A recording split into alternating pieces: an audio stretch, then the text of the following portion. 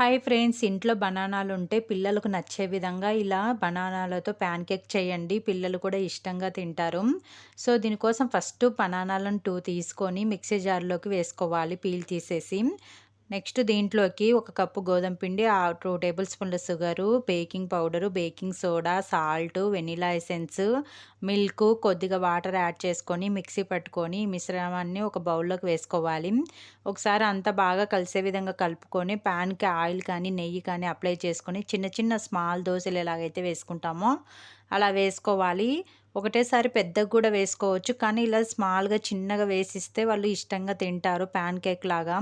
So ఇలా చేసి పెట్టండి. హెల్తీగా పిల్లలు కూడా ఇష్టంగా తింటారు. టేస్ట్‌కి టేస్ట్, హెల్తీకి హెల్తీ. ఇలా ఒట్టిగైనా తినేసేయొచ్చు. పైనుంచి హనీ కూడా వేసుకొని తినొచ్చు.